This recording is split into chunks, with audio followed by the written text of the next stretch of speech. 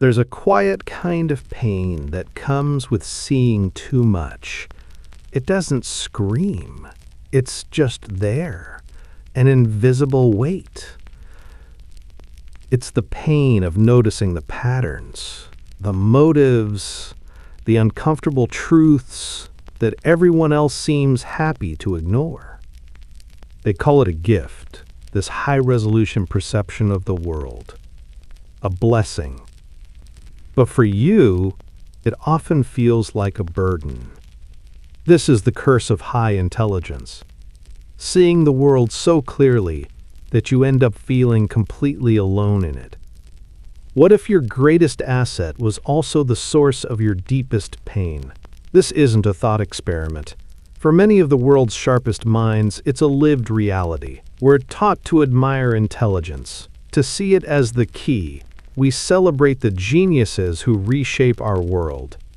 But we never talk about the price of that insight. We don't speak of the silent, isolating torment that comes with a mind that runs at a higher frequency.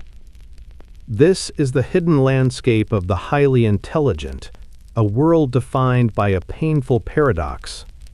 The same mind that can deconstruct the universe is the one that deconstructs its own peace. The ability to see every possibility leads to a paralysis of choice. The capacity for deep thought can lead to a profound disconnect from the simple, grounding moments of life. Today, we're not celebrating genius. We're going to look at it honestly. We'll explore the dark psychology of high IQ, revealing why the brightest minds are so often the most haunted, and how the gift of seeing everything can become the curse of feeling everything too deeply. To understand this, we have to go deeper than smart people problems. This isn't about being the only one in the room who knows the answer. This is about a fundamental difference in how your mind and emotions work, creating a cascade of challenges. These aren't flaws. They are the inevitable byproducts of a mind that just cannot turn itself off. And this brings us to Curse 1, the burden of seeing the code. For most people, seeing a pattern is a helpful shortcut. It simplifies the world. But for the highly intelligent mind, this system is supercharged. It's not a background process, it's the very lens of reality. And it is relentless. This mind doesn't just see the pattern, it sees the pattern behind the pattern. It connects things that no one else does.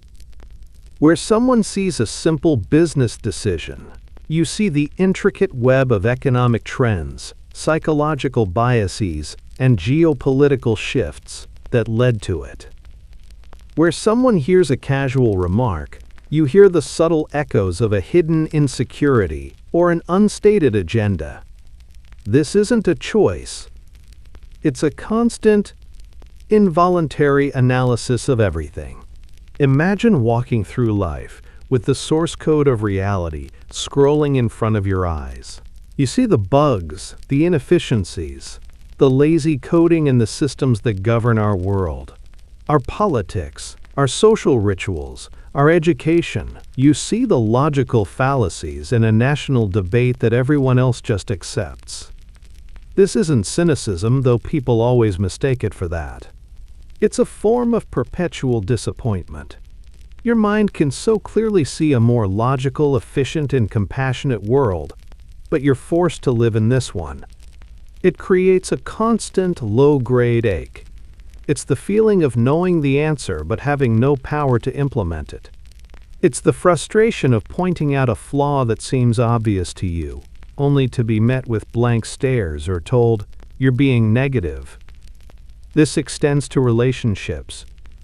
The ability to detect subtle shifts in tone and body language means you feel the lie before it's even fully formed. You sense the emotional armor someone is wearing, and it feels like a wall. You crave real connection, but your mind is a finely tuned authenticity detector, constantly alerting you to the performance of it all. The world becomes a stage, and you feel like the only one who can see the scripts and the backstage machinery. This clarity doesn't feel like power. It feels like isolation. It's the curse of seeing the truth, even when you'd give anything not to. Curse 2. The overstimulated soul. A high IQ mind is an overstimulated mind. Every sight, every sound, every thought, every emotion is received with greater intensity and processed with more depth. The Polish psychologist Kazimierz Dabrowski gave this a name: overexcitability. He saw that in gifted people, the nervous system itself was simply more sensitive. This isn't just about being energetic or emotional, it's a fundamental difference.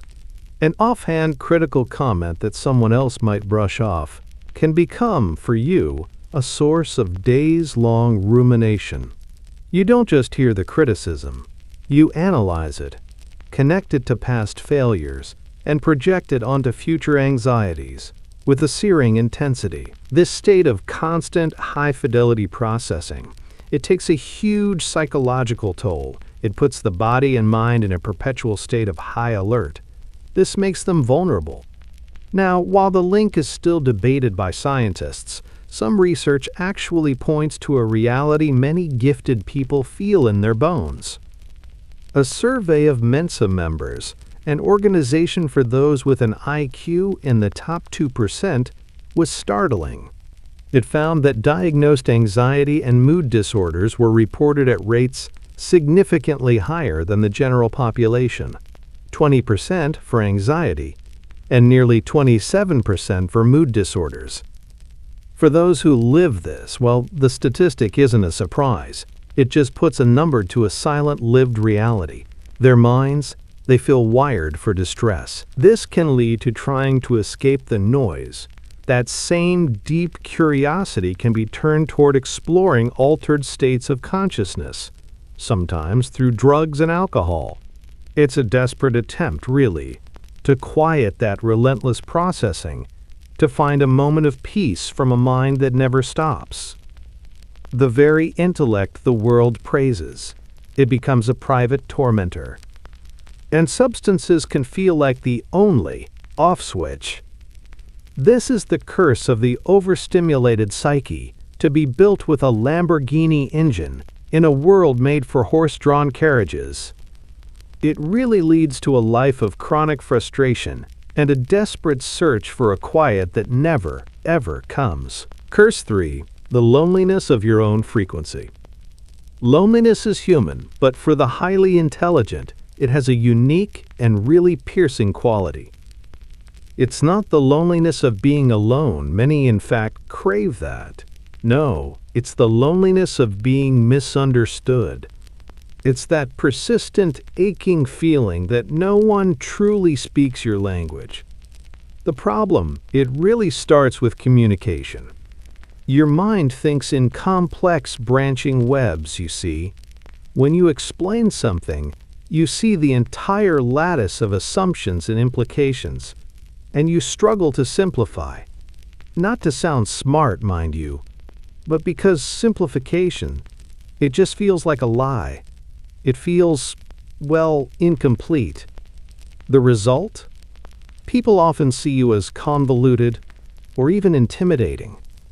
Your desire for precision is often mistaken for arrogance. This is why, small talk can feel like cognitive starvation. It's not that you feel above it, no. It's that it just lacks the meaning your mind truly needs. You crave conversations that can deconstruct ideas and really explore the depths.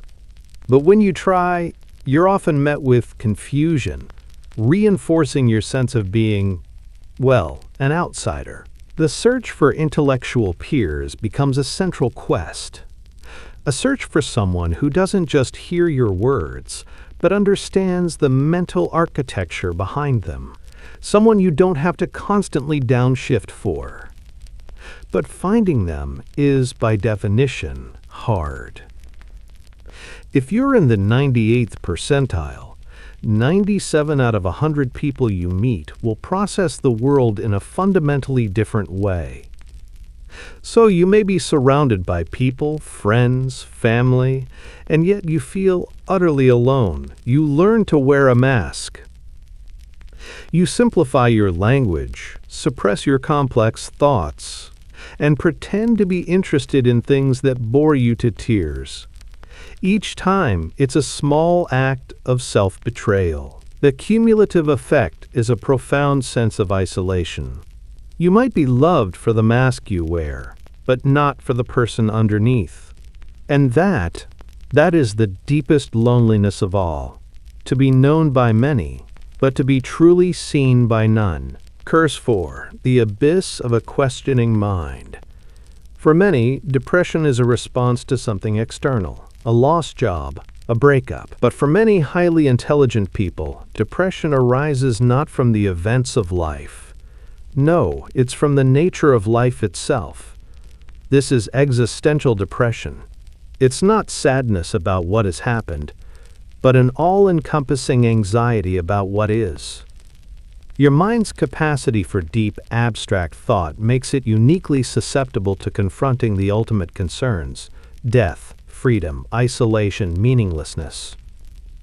You don't just wonder about the meaning of life, you deconstruct the concept of meaning until it dissolves into nothing. You don't just fear death, you are haunted by the cosmic absurdity of a brief flicker of consciousness in an indifferent, infinite universe. This is made worse, perhaps, by your idealism, the same imagination that can envision a better world.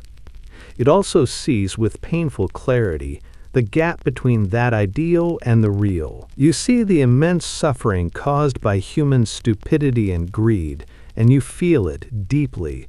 You are a moral sponge, absorbing the pain of a world that simply refuses to live up to its potential.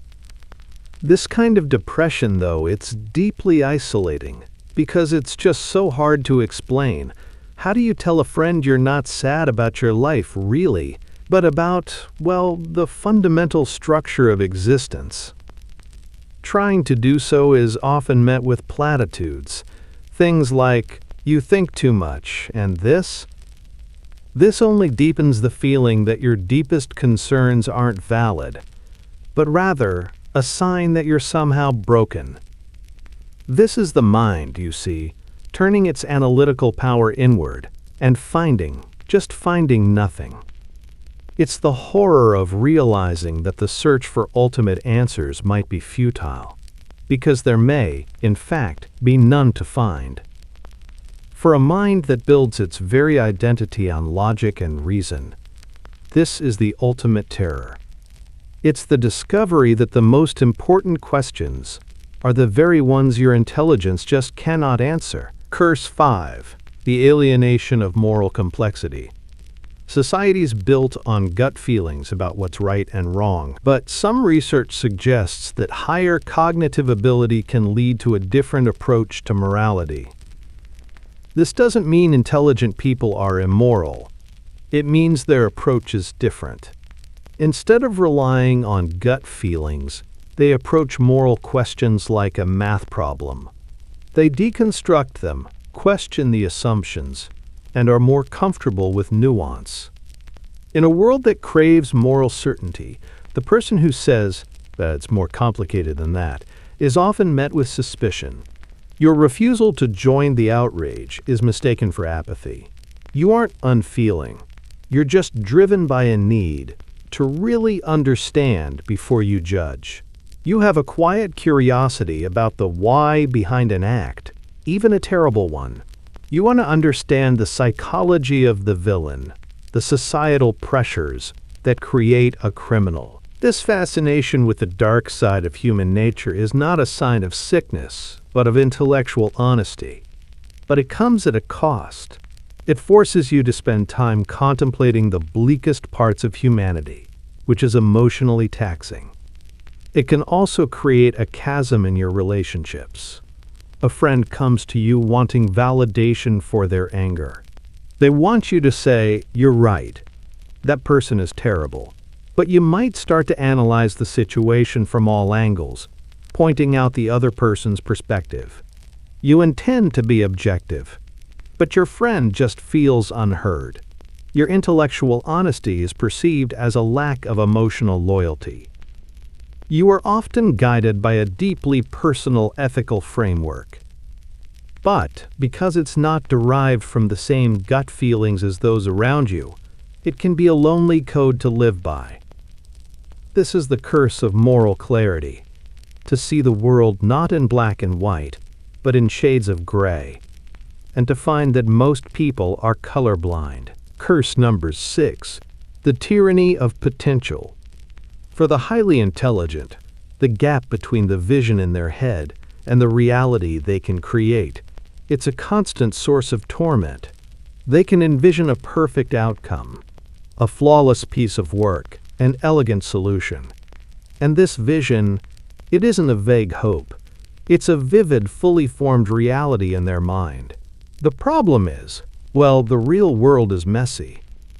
This leads to a crippling perfectionism. The first draft? It's just so far from the grand idea in their head that they feel shame.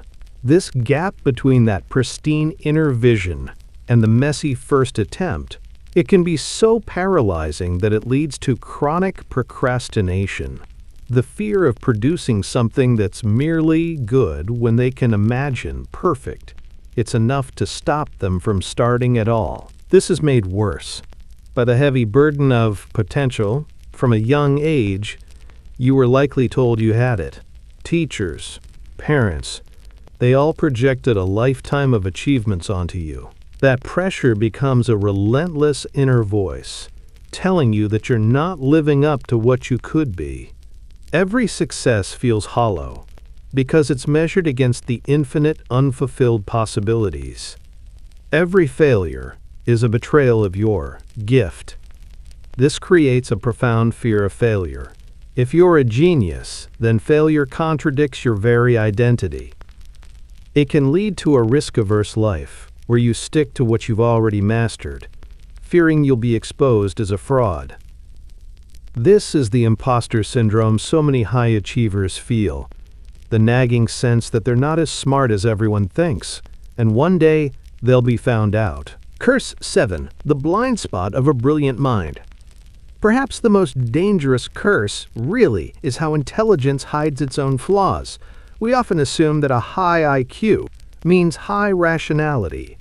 But, as cognitive scientist Dr. Keith Stanovich has shown, intelligence and rationality, well, they're two very different things. You can have a genius-level IQ and still be terrible at making rational decisions. The problem, you see, is something called the bias blind spot. Highly intelligent people, they're just as prone to cognitive biases as anyone else. The difference is they're much better at defending their biased conclusions. Their powerful reasoning skills aren't used to find the truth. No, instead, they use them to build elaborate, logical-sounding justifications for their own gut feelings. They essentially become brilliant lawyers for their own mistakes. A person of average intelligence might hold a biased belief, but struggle to defend it against counter-evidence. A highly intelligent person, however, can use their intellect to discredit the evidence, question the source, and, well, construct a complex, internally consistent, yet completely wrong argument. They don't just fool others, they actually fool themselves. They become trapped in elegant prisons of their own making. And this intellectual arrogance, you see, makes them highly resistant to changing their minds. Admitting a mistake can feel like a threat to their very core identity. In personal relationships, this is truly devastating. They can win arguments through sheer logical force, leaving their partner feeling defeated and unheard, even when their point was right. They win the battle of logic, but they lose the war of connection. This is the ultimate paradox. The mind's greatest strength, its ability to reason, becomes its greatest weakness when it isn't paired with humility. Without the self-awareness to see your own flaws, well, intelligence just becomes a tool for self-deception. If you've listened this far and felt that uncomfortable sting of recognition, know this. You are not broken. Your feelings of isolation, your frustration, your existential dread, these are not signs of a personal failing. They are the predictable consequences of a mind wired to see the world with extraordinary depth. The pain you feel is not a symptom of madness, but a testament to your clarity. The solution isn't to find a cure, because this is not a disease. The goal is not to silence your mind, but to learn how to live with it. This means reframing the curse. First, learn to be a translator. The frustration you feel when others don't see what you see is real, but seeing the pattern? That's only the first step. The true gift is learning to communicate it. Think of yourself as a translator. Your job isn't to be angry that others don't speak your language. It's to become a master of theirs. This means patience, empathy, and the art of the analogy. It means building a bridge. Every time you help someone see a fraction of the world through your eyes, you chip away at your own isolation. Second, actively seek your people. Loneliness is the default state when you're a statistical anomaly. You can't be passive. You must intentionally seek out the other minds that operate on your frequency. In the modern world, these communities are often found online, in niche forums, specialized groups, or academic circles. Finding even one person with whom you can speak your native intellectual language can be a life-altering antidote to years of feeling misunderstood. Third, practice intellectual humility. You must accept the reality that your intelligence doesn't make you immune to error. It just makes you better at justifying it. Deliberately challenge your own assumptions. Seek out the smartest people who disagree with you, and just listen. True wisdom isn't knowing all the answers. It's being perpetually aware of how much you do not know. Fourth, ground yourself in the tangible. When your mind is spiraling into the abyss of existential questions, you can't think your way out of a thinking problem. The antidote is to engage with the physical world. Go for a run and feel your feet on the pavement. Cook a meal and focus on the smells. Learn a craft, something with your hands.